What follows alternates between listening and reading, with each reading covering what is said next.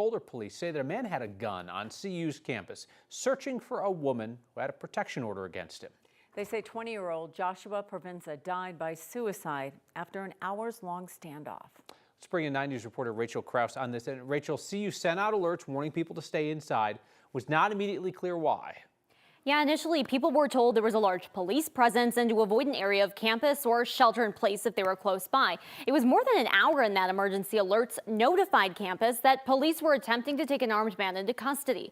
Campuses are required to notify people in emergencies, but experts say those requirements leave a lot of wiggle room for what those notifications look like, then how effective they are.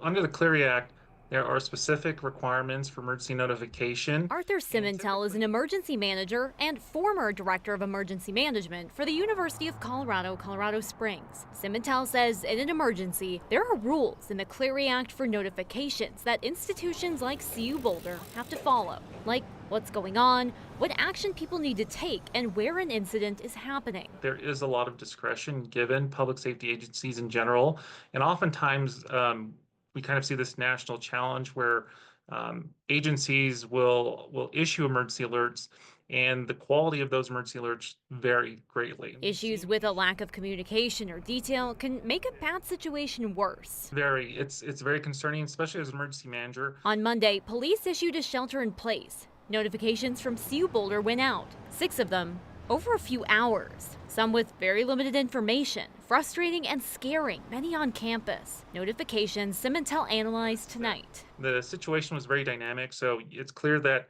they made immediate notification to campus. The real question I would say is, did all the people get them that were supposed to or that needed them, right? The students, the families, the other parts of the community that are connected to that campus. Christine Mahoney with CU Boulder's Division of Public Safety says emergency alerts went out immediately, but says, quote, due to the fluid nature of the situation, details were limited and CU Boulder provided regular updates to keep the campus community informed and safe. Simmental says the university followed the rules, but says there's room to improve. So there's always going to be lessons learned.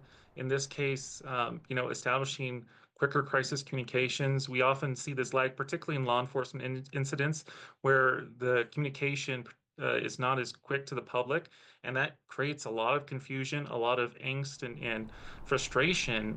So we definitely need to continue to improve. Simmental says the Clery Act itself is in need of an update that could help to make these alert requirements more uniform and more effective in an emergency. Rachel Krause, 9 News.